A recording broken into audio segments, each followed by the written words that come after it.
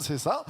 Bienvenue à ceux qui nous rejoignent en vidéo, bienvenue à l'église Source de Vie. On peut dire bonjour à ceux qui nous reçoivent, qui est derrière leurs écrans.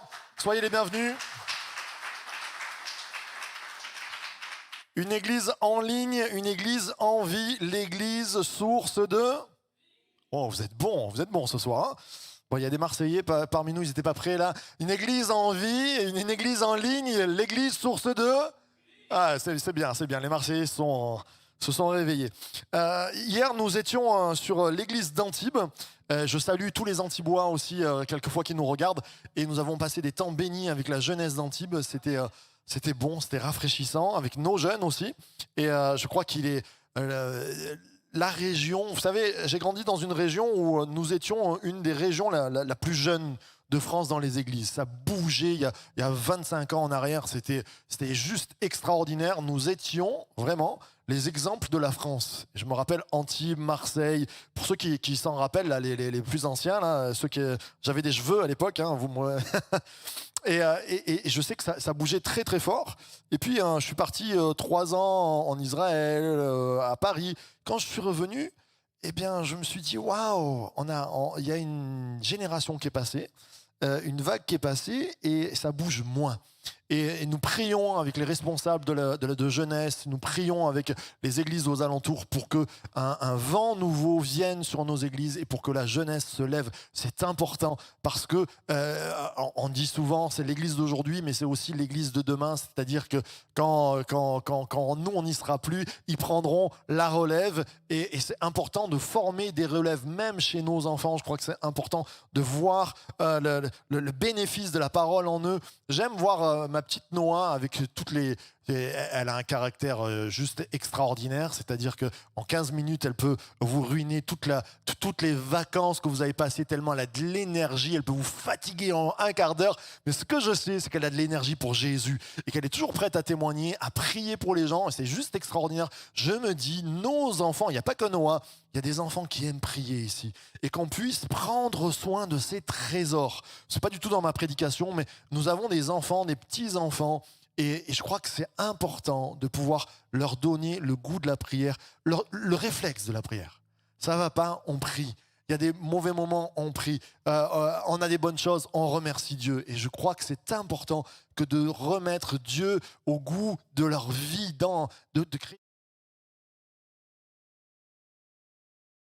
écran là, bénissez-les, prenez ce temps aussi avec eux, un temps en famille aussi, c'est toujours bon. Nous aimons les enfants, nous aimons les jeunes dans l'église parce que c'est vrai, c'est une pépinière qui pousse et nous aimons voir les arbres pousser. Amen. Amen. Alors, ce mois-ci, le mois d'octobre, c'est souvent un mois un peu terne, un mois déprimant. Je me souviens quand nous étions en mission sur Paris, parce que je dis toujours quand des sudistes vont sur Paris, c'est une mission pour nous. Je veux dire, je répète ça assez souvent. Quand je suis parti en Israël, ma famille m'a dit « c'est pas mal, bon, fais attention, c'est la mission, mais quand même... » Mais quand je suis parti à Paris, tout le monde était démoralisé. C'était pire qu'Israël. On aurait dit qu'on nous a envoyés au bagne. Et c'est vrai que travailler en mission à Paris avec les ours polaires, les pingouins, c'était pas toujours simple. Puis des gens étranges. Voilà. Mais ce que je sais, c'est qu'il pleut beaucoup à Paris. Et une année, au mois d'octobre... on avait une recrudescence de dépression, de gens qui étaient en déprime. Et un soir, j'allume la télé et la dame de la météo, la présentatrice, dit « Voilà, ça fait 28 jours sur Paris que nous n'avons pas vu le soleil. 28 jours que les nuages étaient là et qu'il pleuvait. Et bénissez Dieu d'habiter dans le sud. » Il y a des gens derrière leur écran, ils sont à Paris. Bénissez Dieu pour le soleil que vous avez parce que c'est important d'avoir du soleil, on le sait pour le corps, mais nous voulons être aussi l'église qui amène du soleil, de la lumière autour de nous. Amen. Alors dans ce temps de mois d'octobre, nous avons pris ce thème qui est je prends soin de toi. Est-ce qu'on peut se tourner vers son voisin et lui dire je prends soin de toi ce soir? On peut afficher. Merci. Alors c'est une histoire de famille ce soir puisque j'ai Eliona qui est derrière l'écran. Merci d'être là aussi. Je crois que c'est bon de voir des ados qui servent, des jeunes, des anciens, main dans la main qui servent. Je prends soin de toi. Et ce soir on va parler du vrai bonheur. du vrai bonheur. Je vous souhaite tout le bonheur du monde. Il n'y a pas une chanson comme ça Ah, c'est ça. Je vous souhaite tout le bonheur du monde.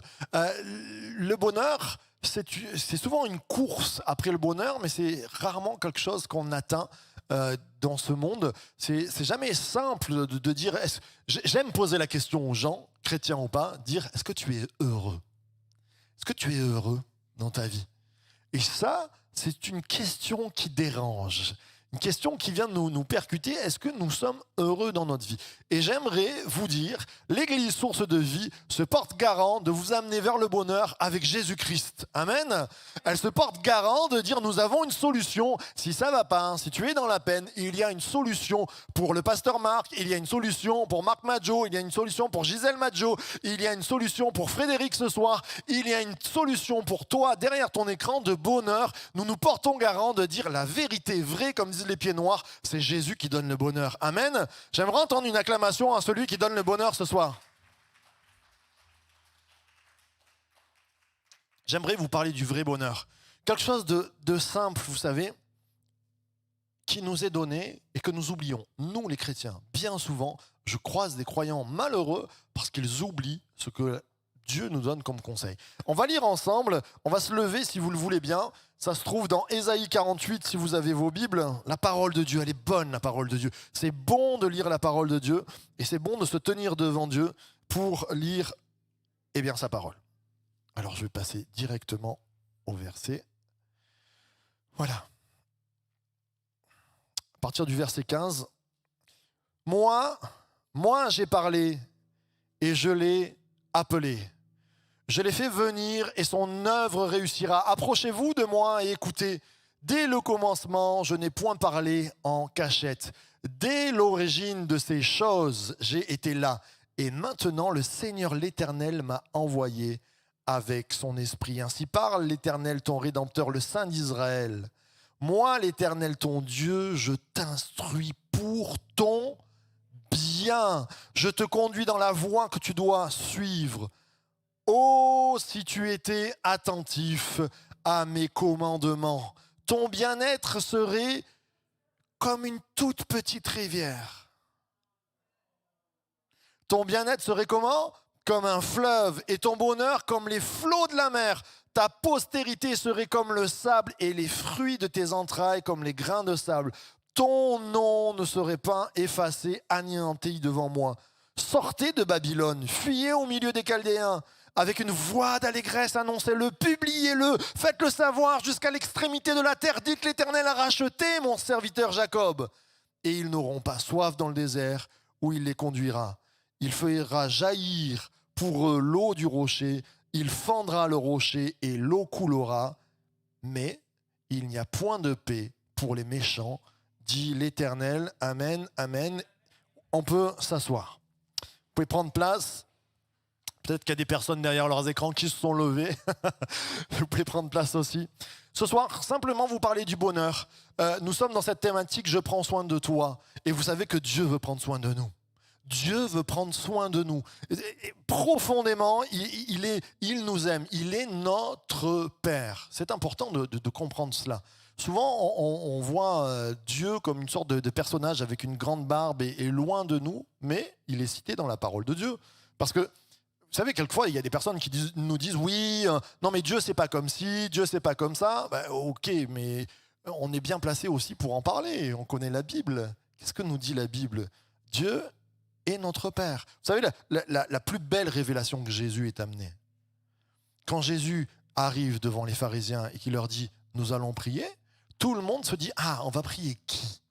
Comment? Parce qu'il y avait débat à cette époque-là. Il y a le débat du nom de Dieu. C'est pas l'expression nom de Dieu, le nom de Dieu. C'est-à-dire, on ne savait pas comment appeler Dieu dans l'Ancien Testament. On avait souvent, on disait Adonai, c'est-à-dire le Seigneur. On avait El Shaddai, le Dieu puissant, le Dieu qui nourrit. On avait toutes sortes de noms, mais le vrai nom de Dieu, parce que les autres aussi, qui croyaient dans d'autres dieux, ils disaient les Elohim, les Adonai aussi, ils disaient Seigneur. Mais Dieu avait donné un nom. Vous vous rappelez? Et souvent on dit Yahvé. Qui sait si ça se dit Yahvé? En fait, le nom de Dieu a été donné, mais ils avaient tellement peur de le prononcer qu'on a oublié. On sait que David savait le prononcer, parce qu'il dit « Je connais ton nom », mais on a oublié le nom. Le tétragramme Yud, He, Vav, He. Et alors, certains traduisent par Yahvé. Vous savez, pour ceux qui suivent mes cours, qu'est-ce que j'aime dire, moi? Non, alors là, Marco, comment je dis? Moi, je dis pas Yahvé. Comment je dis? Tu te rappelles pas le nom de Dieu? Non, pas Yahweh, Yahoo. Alors là, vous allez me dire, ouah, Yahoo, c'est quoi cette histoire? Yahoo.com. Oui, je penche plus pour l'option Yahoo. Je vous explique juste pourquoi. Donc, en fait, on a perdu la sonorité du nom de Dieu. Donc, certains disent Yahweh, certains ont dit Jéhovah. Alors, comment c'est arrivé, Jéhovah? C'est juste parce qu'on a fait mettre le AOA de Adonai sur le tétragramme. Je vous perds un peu peut-être. En fait, on a mélangé deux noms. C'est comme mon deuxième prénom, c'est Benjamin, et que sur Marc, il nous resterait que MRC, et qu'on mettrait Merca. On ferait coller Benjamin sur Marc. Vous comprenez? Et ça colle pas du tout. Donc Jéhovah, c'est pas bon du tout. Yahweh, ça se pourrait. Moi, j'opte pour Yahoo. C'est juste comme ça. Là, c'est la petite explication pour ceux qui aiment la Bible, parce que tous les prophètes, ça finit souvent par Yahoo. Jérémie en hébreu, Irmiyahu. Le prophète Élie, Eliyahu. Et certains pensent que ce serait peut-être Yahoo. On s'en fiche complètement. Donc, pourquoi on s'en fiche complètement? Enfin, c'est bien de construire ça, mais parce que Jésus, quand il est arrivé, on attend la révélation. Qui on va prier? Est-ce qu'on va prier El Shaddai? Est-ce qu'on va prier Adonai? Est-ce qu'on va prier Yahweh, Yahoo? Qu'est-ce qu'on prie? Il va dire non. La révélation que je vous donne, nous allons prier notre Père. Et là, c'est une déflagration pour cette époque. Nous, on est habitués à 2000 ans d'histoire sur notre Père. Mais à cette époque-là, on ne priait pas notre Père. On priait Seigneur, éternel, celui qui est loin, le Dieu très haut, El Elyon, celui qui dépasse tout. Et Dieu, Jésus, vient nous dire, non, il est très grand, c'est vrai, mais il y a une proximité, il est plus que votre Créateur, il est votre Père. Et il vous donne un esprit qui vous fait crier Abba. Et souvent, j'explique, on peut appeler Dieu papa. Oh, c'est hyper choquant pour certaines générations de dire ça. Mais allez dans les rues de Jérusalem et écoutez comment les enfants appellent leur père. Abba, Abba. Et les mamans, Ima, Ima. Donc quand tu dis Abba, ben c'est pas père, comme je le dis bien souvent, c'est papa. C'est-à-dire une vraie relation entre nous d'amour, de filiation. Notre Père veut que nous soyons bénis. Notre papa veut que nous soyons bien. Il veut prendre soin de nous. Il veut prendre soin de toi. C'est important qu'on puisse le réaliser. Pourquoi je dis tout ça? Parce que on se perdait dans l'Ancien Testament, dans les noms. On ne savait plus comment prier. On avait perdu le nom de Dieu tellement on avait peur de lui. Et Jésus ramène une proximité. Ça ne veut pas dire qu'on fait n'importe quoi. Vous savez, quand on est enfant, si je prends les enfants, ils ne font pas n'importe quoi avec leurs parents. Bon, certains diront oui, maintenant, dans nos générations, ils font n'importe quoi les enfants. Mais il y a un respect. Moi, avec mon papa, même si j'ai 40 ans passés, c'est dur à dire, je ne fais pas n'importe quoi avec mon papa. Je l'appelle papa, mais je ne lui parle pas n'importe comment. J'ai un respect, je l'honore. S'il a besoin de moi, je viens. Il y a une loyauté. Honore ton père et ta mère. Il y a un vrai honneur. Pourtant, je l'appelle papa. Et je sais qu'il a de l'affection pour moi. Mais l'image du père terrestre n'est rien par rapport à l'amour que Dieu nous porte. À l'amour de Dieu. Dieu a tant aimé le monde. Papa nous a tellement aimés. Papa nous a tellement aimés qu'il a envoyé le grand frère Jésus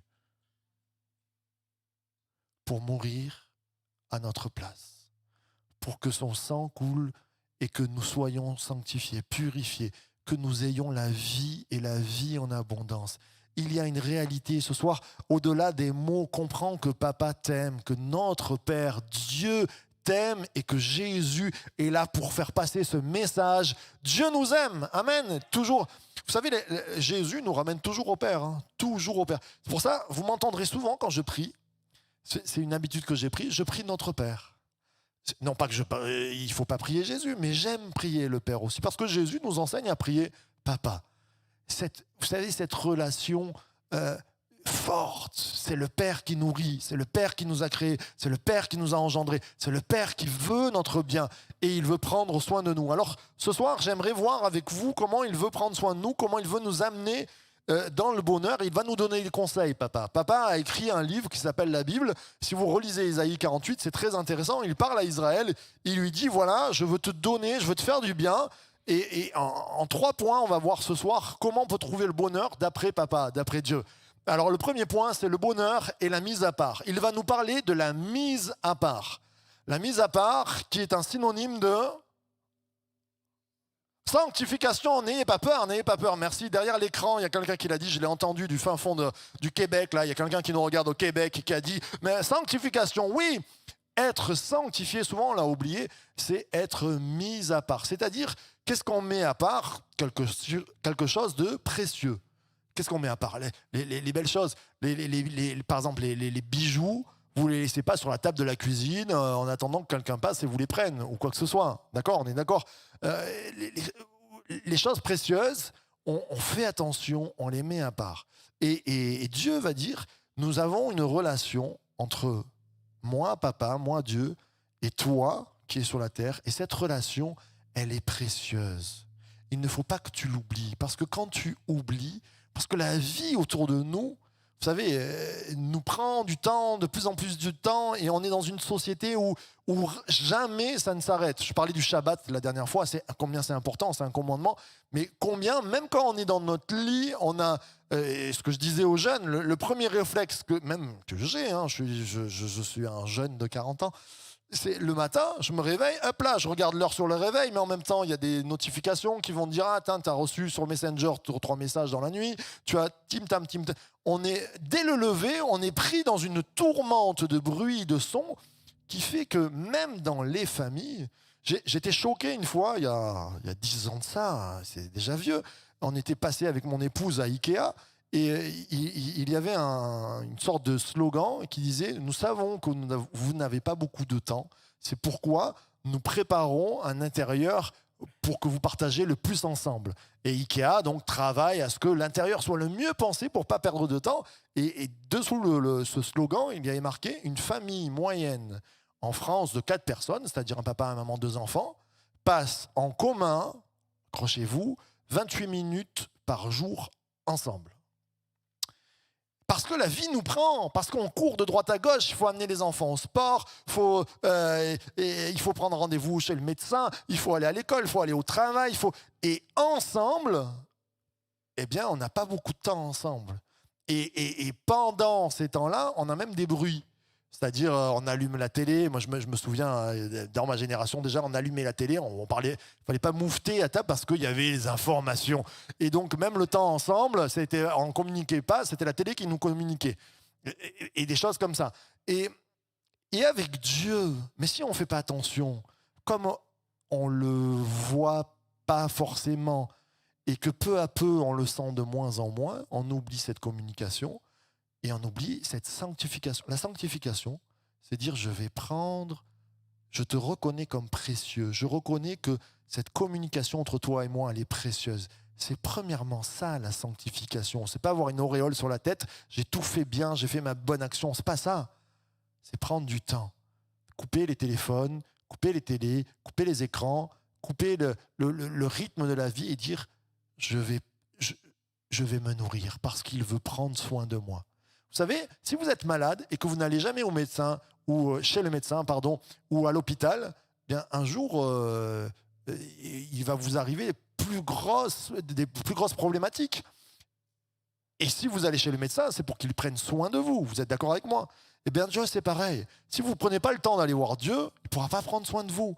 Et la sanctification, le bonheur et la mise à part, on vient de lire un texte dans Ésaïe 48, il y a quelques points sur la mise à part.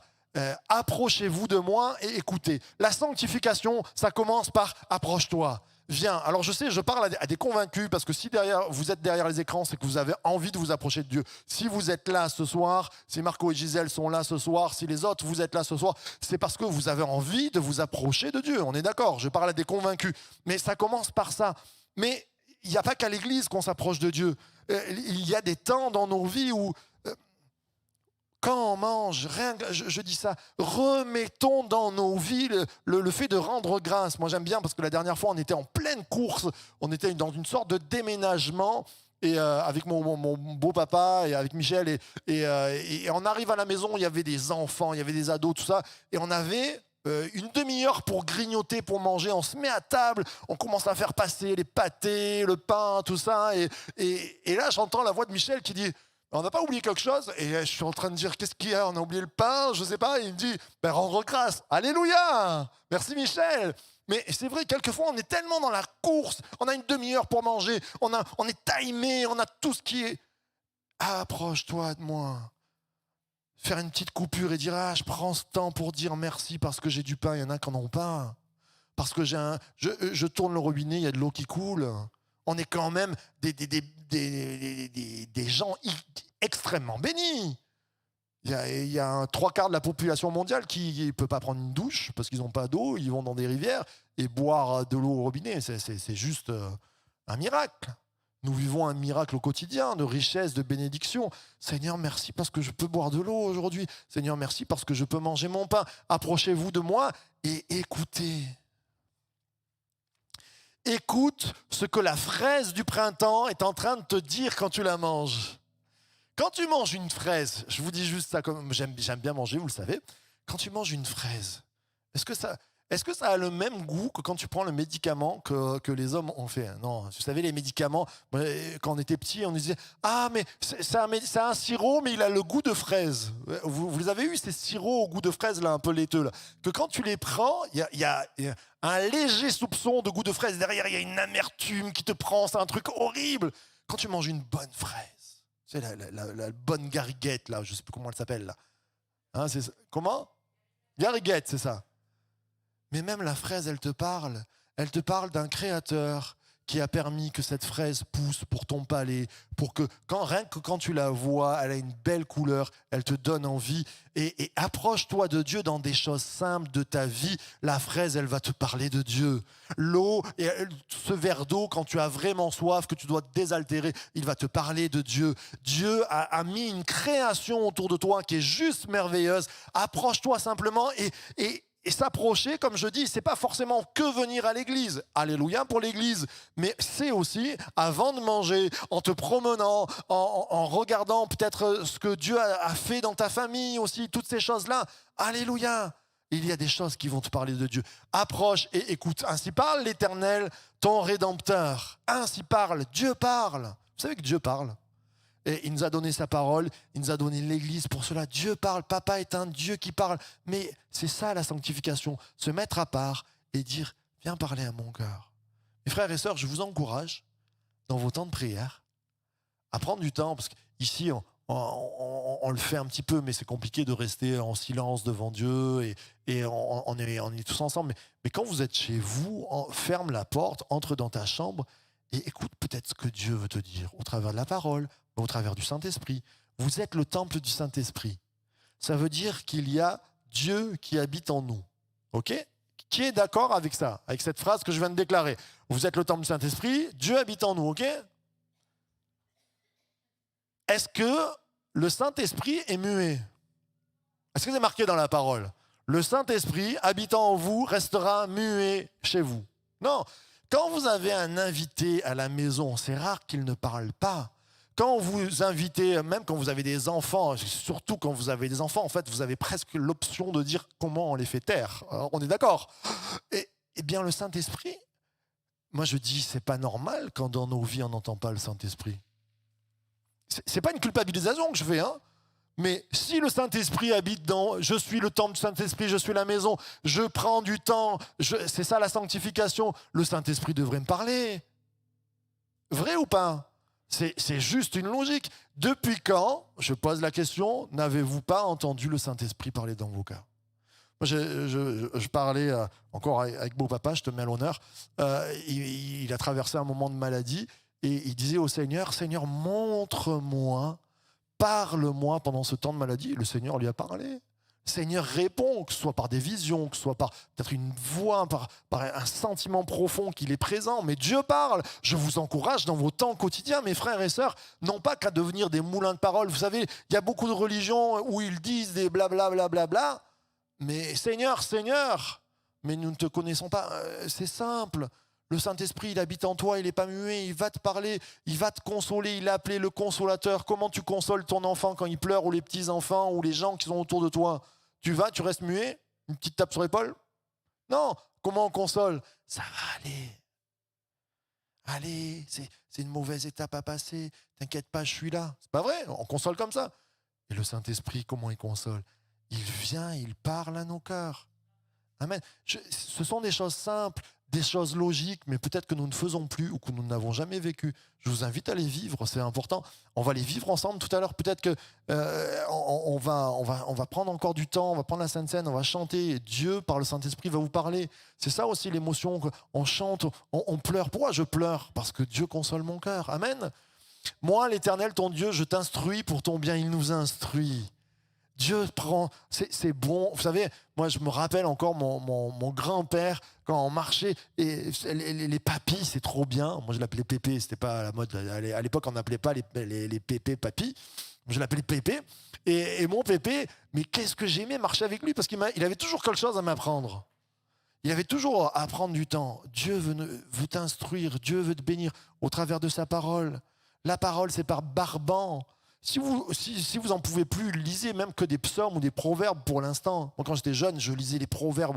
Mais c'est Papa Céleste qui vient te dire, je te conseille dans ta vie de faire attention. Je te conseille dans ta vie de ne pas être feignant et de travailler. Je te conseille de faire attention dans tes relations amoureuses. Je te conseille de faire attention à l'orgueil. Je te conseille. Il donne plein de conseils, papa. Écoute la voix de ton père. Tu lis les proverbes, il y en a 31, tu en lis un par jour. Je peux te dire, tu vas réussir ta vie.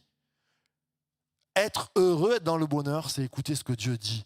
C'est se mettre à part et le laisser nous instruire, lui laisser la possibilité de nous parler. Je te conduis dans la voie que tu dois suivre. Waouh! Je te conduis. Ce sont des choses simples, mais combien ça parle à nos cœurs. Si tu étais attentif, et la suite, mais...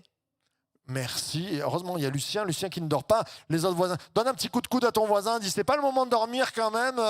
Au moins pour le pasteur, tu pourrais ne pas ronfler.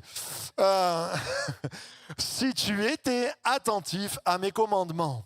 J'ai mis psaume 1. Vous savez, si vous vous rappelez, dans Ésaïe 48, c'est presque un psaume, Ésaïe 48.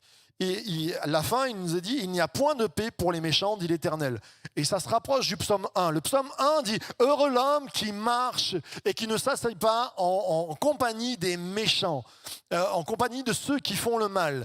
Et il nous a dit, il va comparer, le psalmiste va comparer, voici le juste, voici celui qui est heureux, il retient les commandements de Dieu, c'est-à-dire il écoute Dieu parler et il est comme un arbre planté près des courants d'eau. Et le méchant, il est comparé à quoi? Vous vous en rappelez? Oui, j'ai entendu. Qui l'a dit? Vous pouvez le dire, hein? Il est comparé à la paille. Le méchant, c'est de la paille. S'il vient un coup de vent, la paille, qu'est-ce qu'elle fait? Elle s'envole. Il ne reste rien. Ça ne porte pas de fruits. Le juste, il est planté. Alors ça ne se fait pas un jour. Vous savez, un arbre, pour que les racines prennent, ça prend du temps. Et c'est du temps de communication, mais il est planté dans la rivière. Il peut venir le vent, il peut venir la sécheresse. Il a tout ce qu'il lui faut. Il porte du fruit. Mes frères et sœurs, ce sont des choses simples que je voudrais vous dire. Mais ce soir, papa t'attend dans un moment de face à face, au quotidien avec toi. Car il veut te bénir, il veut prendre soin de toi. Et il te parle de mise à part. Sanctification, prendre du temps et dire... Dans les choses de ma vie, je veux planter mes racines. Je veux plonger mes racines dans la présence de Dieu. Je veux plonger mes racines dans cette filiation qu'il y a. Et je crois qu'il y a une bénédiction pour l'Église Source de Vie si nous attendons à Dieu au quotidien. J'aimerais entendre un grand amen ce soir à ceux qui croient dans ça. Le bonheur dans la mise à part. Et puis, il y a ce verset aussi dans Ésaïe 48, « Sortez de Babylone, fuyez du milieu des Chaldéens ». Il y a des choses dans nos vies qui sont plus que des bruits, elles sont des coupures, des rideaux face à la présence de Dieu. Et il y a des choses du monde qui vont être des rideaux pour moi et la présence de Dieu. Et je crois que c'est important que l'on comprenne bien qu'il nous faut fuir ces choses-là. Fuir, sortir. Vous savez, comme Joseph, quand il a été attrapé par Madame Potiphar, et qu'est-ce qu'il nous a dit? Il a pas commencé à dire oui, bon, peut-être qu'on peut parlementer. Non, il a fui, il a cavalé. Parce qu'il y a des choses qui sont peut-être des dangers pour nous et des dangers pour notre bénédiction avec Dieu. Je passe. Alors, premièrement, il est important pour le bonheur d'avoir cette mise à part.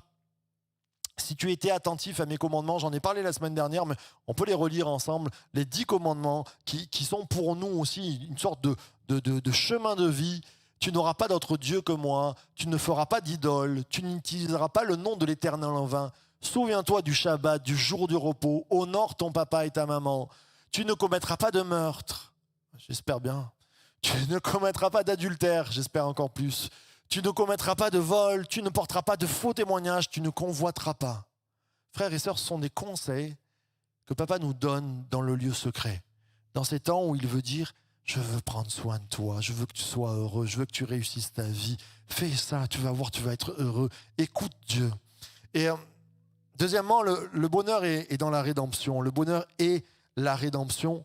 Je crois que c'est important qu'on puisse voir dans ce texte que Dieu vient nous parler de rédemption. Qu'est-ce que ça veut dire rédemption? On ne sait même plus ce que ça veut dire. Qu'est-ce que ça veut dire rédemption? Rachat.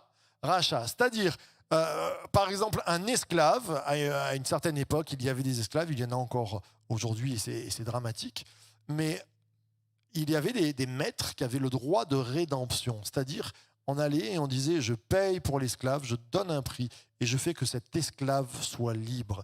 Et Dieu vient nous parler encore plus profondément qu'une relation. Il veut aussi nous parler de rédemption. Dans Ésaïe 48, on voit, ainsi parle l'Éternel, ton Rédempteur. Ainsi parle ton Père qui est le Rédempteur. C'est-à-dire qu'il va racheter tes erreurs. Comment il l'a fait? J'en ai parlé déjà avec le Christ qui est venu pour nous. Mais c'est toujours la possibilité de repartir à zéro. Vous vous rappelez, il y a un vieux chant qui faisait « Et repartir à zéro, et repartir à zéro ». Avec qui? Avec Jésus pour berger. Ok?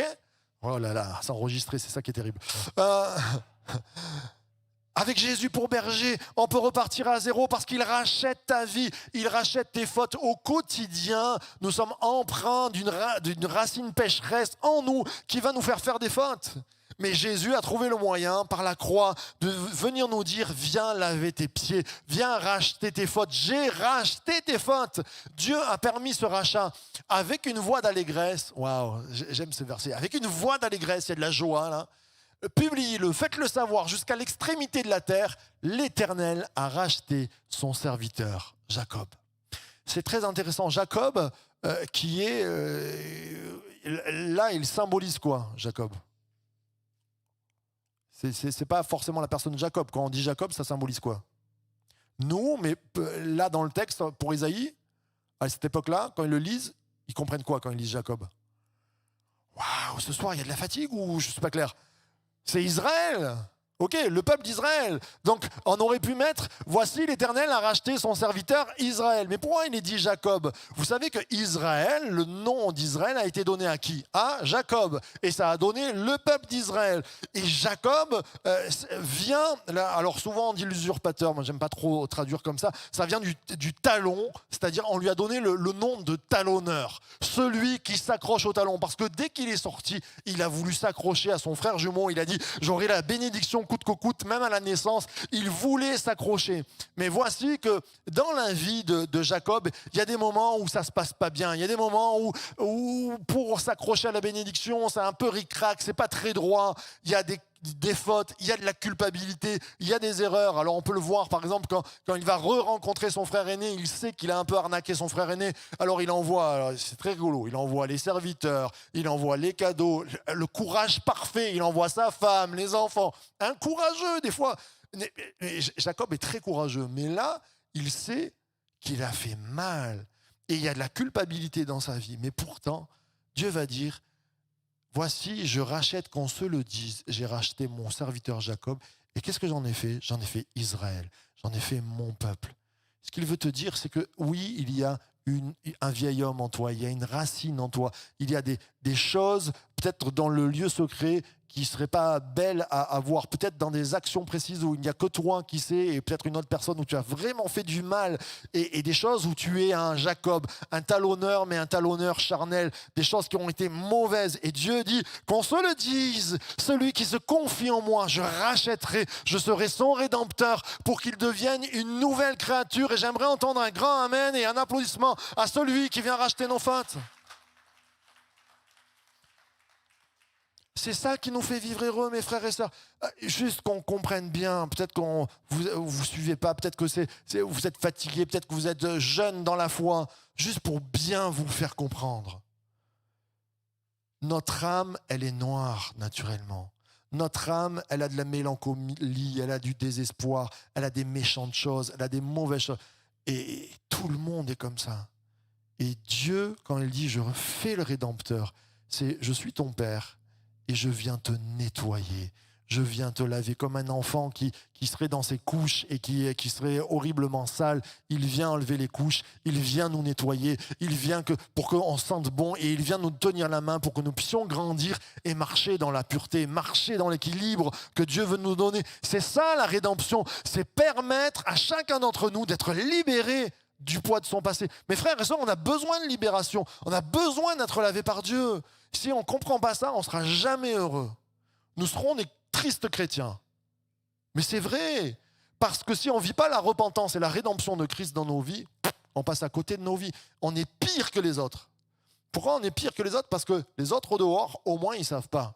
Et ils font ce qu'ils ont envie. Que nous, on sera toujours en train de savoir, mais ne vivant pas les choses. C'est pire que tous les croyants qui ne vivent pas les choses. Ça nous est tous arrivé dans nos vies d'être sous une loi et de dire « Oh là là, je ne peux pas faire ci, je ne peux pas faire ça, nanana, et je suis triste au fond de moi. » Mais la liberté des enfants de Dieu, c'est que je pourrais tout faire, mais je ne veux plus le faire parce qu'il change ma nature, parce qu'il est capable de transformer ma vie. J'aimerais entendre un grand Alléluia pour Jésus ce soir. Et puis, le bonheur et la célébration. Je vais demander à Pascal de bien vouloir revenir. Le bonheur et la célébration, je termine dans Ésaïe 48. Pourquoi la célébration? Parce qu'il y a quelques versets qui me font penser à la célébration. Il est bon de se dire, papa a des bonnes choses pour nous. Je t'instruis pour ton bien. Dieu n'est pas là pour te mettre une fessée en continuité. Non, mais parce que quelquefois, des fois, on sent, on parle avec des croyants, c'est « Ouh là là, j'ai peur de ci, j'ai peur de là. » Et puis, est-ce que... Mais Dieu ne veut pas te faire marcher dans la peur, il veut te libérer de tes craintes. Il veut que tu sois heureux. Bien sûr qu'il y a des choses à ne pas faire, mais il va te donner la possibilité de ne pas les faire, de marcher en homme et en femme libre. Mais il le fait pour ton bien. Ton bien-être serait comme un fleuve. Dieu veut que nous soyons heureux comme un grand fleuve, pas une petite rivière, pas un filet d'eau. Un grand fleuve. Qu'est-ce que ça fait les grands fleuves? Bien, ça vient balayer tous les arbres, les mauvaises choses qui tombent, les choses sales. Ça va balayer pour que toutes les rives soient claires, que nos rives soient claires. Le Seigneur veut nettoyer ton bien-être, ton bonheur comme les flots de la mer. Et dans ces deux expressions, ton bien-être, premièrement, ton bien-être, c'est synonyme de paix, c'est le shalom. Ton shalom serait comme un fleuve. Ta paix serait comme un fleuve. Est-ce que tu es en paix ce soir, derrière ton écran ou ici? Est-ce que la paix de Dieu est là dans ta vie? Si tu n'as pas la paix, demande-la à Dieu. Célèbre ce que Dieu veut faire.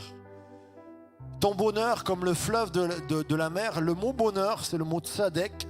C'est le même mot que justice. Ta justice. Parce que dans le bonheur, il y a une justice pour Dieu. Dieu veut te dire, je te fais un cadeau. Et pour les autres, peut-être c'est injustice. Mais moi, j'ai payé le prix de Jésus pour faire justice sur ta vie. Et le prix de la vie de Jésus, c'est ta justice et c'est ton bonheur. Ça, il y a quelque chose de grand. On devrait être toujours prêt à venir célébrer quoi qu'il arrive. Je me casse le pied, on a rayé ma voiture, il y a eu des inondations, mais ça vaut rien. Cette tristesse face à la joie que Jésus peut mettre en nous, il est notre justice. Cette justice se tourne en bonheur. Il faut qu'on réalise Jésus. c'est plus que tout dans nos vies. C'est la plus grande joie qu'on peut recevoir. Et ce soir, on va prendre un temps d'adoration. On va prendre la Sainte Seine en disant oh, Jésus, tu es le seul moyen, le seul nom qui m'ait été donné sur terre afin que je sois sauvé, afin que je sois libéré. Ils n'auront pas soif dans le désert et l'eau coulera. Avec une voix d'allégresse, annoncez-le, publiez-le, faites-le savoir jusqu'à l'extrémité de la terre. J'aimerais qu'on puisse ce soir, vous savez, prendre la bénédiction de Papa. Cette bénédiction qui est le Christ pour nous, le Saint-Esprit venu pour nous. J'aimerais que ce soir, tout le monde reparte avec la banane, avec le bonheur plein les yeux, avec la paix dans le cœur, avec cette justice de dire Jésus est mort pour moi, j'en suis certain, et je suis libre maintenant de le louer. Je suis libre d'être joyeux, je suis libre de mes fautes, de mon passé, et j'ai un avenir serein. Et avant de célébrer, de prendre ce temps d'allégresse, d'annonce, de publication, on va, si vous voulez bien, se lever ensemble. On a les yeux fermés, on est devant Dieu.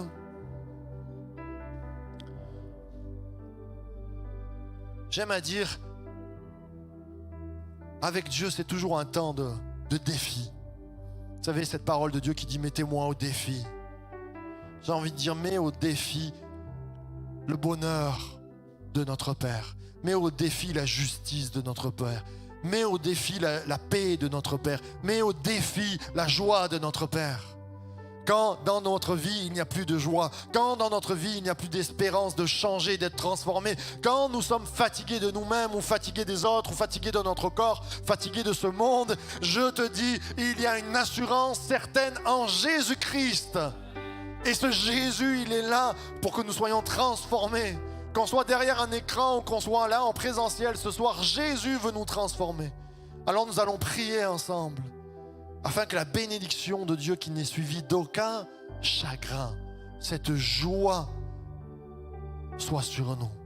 Et simplement, si tu veux le recevoir ce soir, c'est peut-être milliers de fois que tu viens en tant que chrétien, ou la première fois, mais si tu veux recevoir la paix, si tu veux être rempli de bonheur ce soir, simplement réengage-toi avec Jésus comme tout à nouveau. Dis-lui, je veux être mis à part pour toi, je veux prendre ce temps pour être mis à part, ce temps pour compter tes bienfaits, ce temps pour recevoir ta rédemption, ce temps pour célébrer ton nom. Et simplement, et j'ai les yeux fermés, tout le monde a les yeux fermés, mais tu lèves ta main devant Dieu. Moi je suis le premier à lever et à dire Papa, je veux plus de toi, je veux me reconsacrer ce soir, je veux reprendre du temps, je veux repenser la rédemption, je veux te célébrer et je veux dire, je veux recevoir une nouvelle nature encore dans ma vie. Je veux comme une reconversion tout à nouveau, comme un nouvel amour. Seigneur Jésus, renouvelle mon amour pour toi, que mon amour ne soit pas tiède, que mon premier amour ne soit pas parti, mais qu'il soit renouvelé. Alors que tu lèves la main devant Dieu, Dieu transforme ta vie, Dieu renouvelle ton cœur. Seigneur Jésus, nous sommes devant toi. Cette prière, je la fais moi en premier. Seigneur, renouvelle mon premier amour. Renouvelle ma première passion, renouvelle cette rédemption, renouvelle ce souffle de vie, Seigneur Jésus. J'ai soif de ta présence, soif que tu me bénisses, soif que tu prennes soin de moi. Saint-Esprit, Jésus, nous voulons t'adorer ce soir. Viens bénir chaque main levée ce soir. Viens bénir chaque personne dans cet auditoire. Seigneur, remplis-nous de ta présence. Viens toucher nos cœurs, Père, par ton Saint-Esprit. Alléluia. Nous allons prendre ce chant qui nous dit Abba Père. Et on va continuer à adorer. On va célébrer notre Père. On va mettre notre cœur sur l'offrande. On va dire, je prends ce temps comme un temps d'amour avec toi. Un temps de mise à part.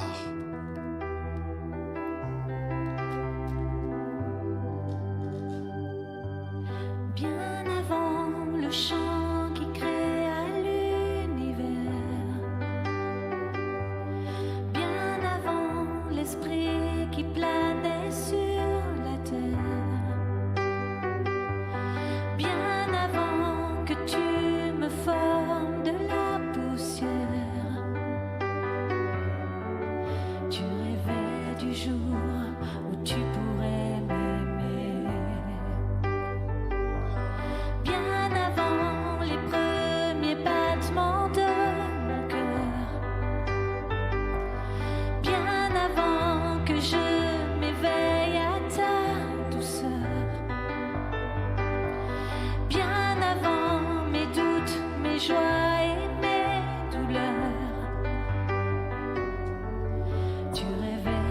jour où je pourrais t'aimer.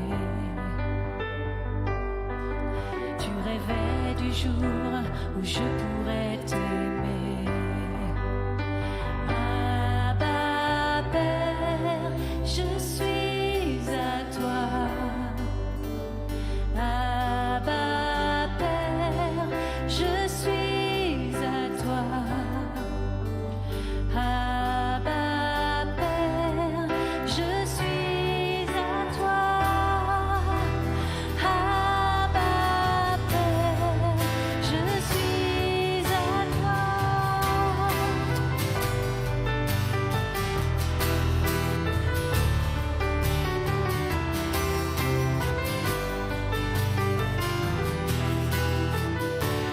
Bien avant que Jésus marche sur la terre, bien avant le Fils qui nous montre le Père, bien avant que les cieux sur moi soient ouverts, tu rêvais du jour où tu pourrais m'aimer. Bien avant que mon péché brise ton cœur, bien avant que coule le sang et la sueur, bien avant les clous, le froid et la douleur, tu rêvais du jour Où je pourrais t'aimer.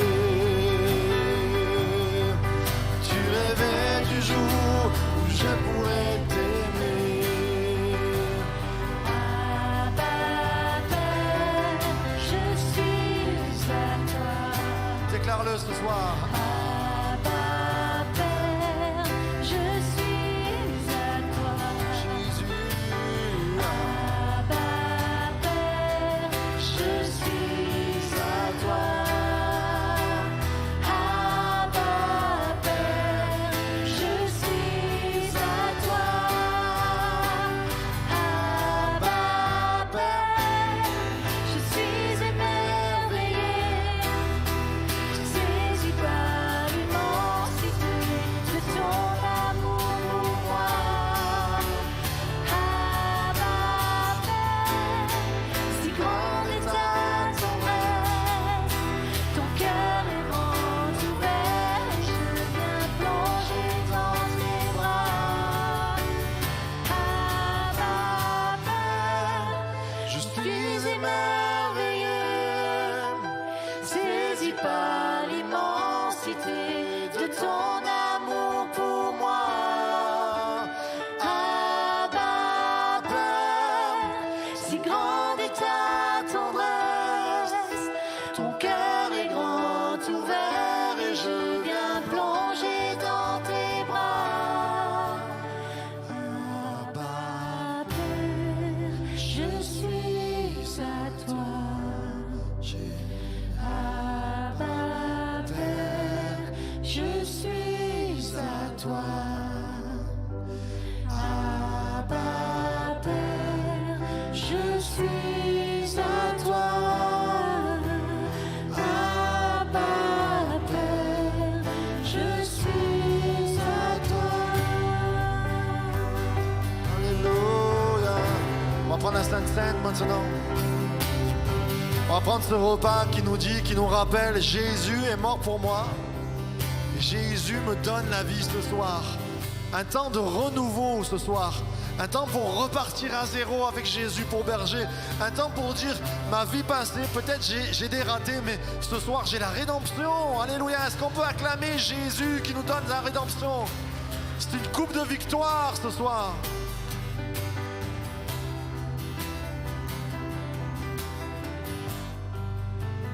Abba, Père, je suis à Abba, Père, je suis à toi. Abba, Père, je suis à toi. Abba, Père, je suis à toi. Je suis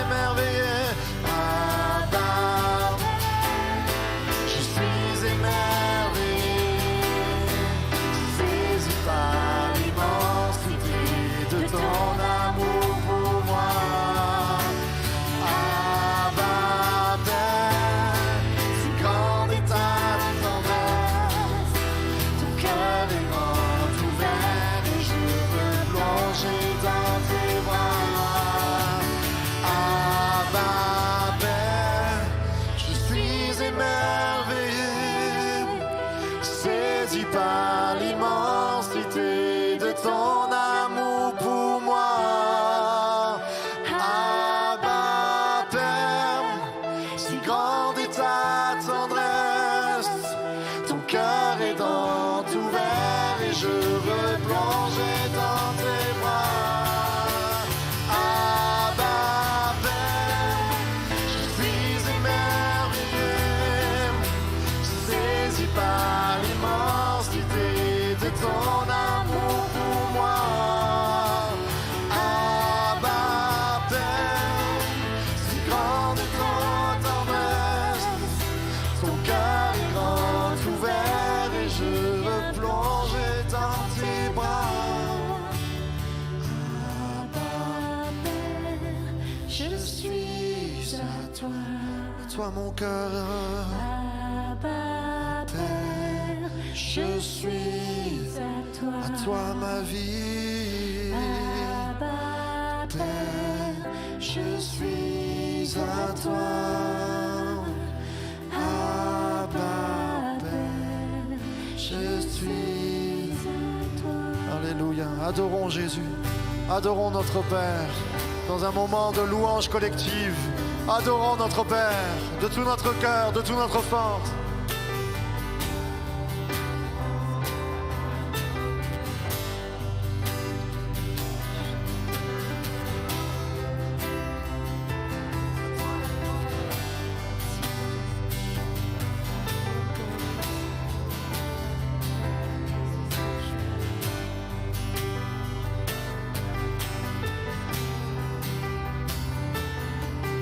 Alléluia. Dis que tu aimes ton Père. Dis-lui des mots d'amour avec ton cœur. Présence du Saint-Esprit là ce soir.